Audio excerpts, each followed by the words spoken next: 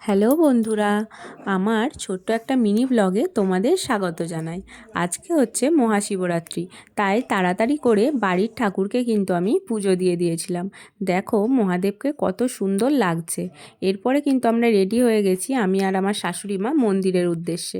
মন্দিরে দেখো চলে এসেছি। মন্দিরে আসার ভিডিওটা আর নেওয়া হয়নি, যেহেতু হাতে অনেক জিনিসপত্র ছিল। এটা হচ্ছে সিদ্ধেশ্বরী মায়ের মন্দির। আর এই যে বাবার মন্দিরে দেখো কত ভিড় হয়েছে, কত ভক্ত এসেছে জল ঢালার জন্য। তো আমরাও চলে গেলাম। মা প্রথমে পুজো দিয়ে দিল, নিজের মন মতো সমস্ত ফল অর্পণ করলো বাবার মাথায়। এরপরে ঠাকুরমশাই কিন্তু পুজো শুরু করে দিয়েছিল। আমরা কিন্তু পুরো পুজোটা বসে সুন্দরভাবে কিন্তু দেখলাম। পুজোর পরে বাবাকে কত অপরূপ সুন্দরী না লাগছিল। পুজোর শেষে কিন্তু আমি সুন্দরভাবে প্রণাম করে নিয়েছিলাম, তখন ভিড়টা একটু ফাঁকা ছিল। এরপরে কিন্তু আমি ধূপ দিয়ে দিয়েছিলাম। আর ওইদিকে মা চলে গেছিলো ঠাকুর মশাইয়ের কাছে কিছু জানতে। এরপর আমি পুরো মন্দির কিন্তু পরিক্রমা করার পরে, আরতি করার পরে কিন্তু মোমবাতিটাও দিয়ে দিয়েছিলাম।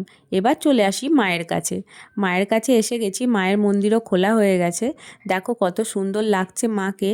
এরপর ঠাকুরমশাই সবাইকে কিন্তু খাড়া ধোয়া জল ডেকে ডেকে দিয়ে দিচ্ছিলেন।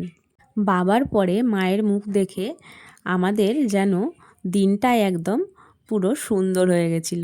এরপরে আমি আর মা কিন্তু বাড়ির দিকে একদম রওনা দিয়ে দিয়েছি।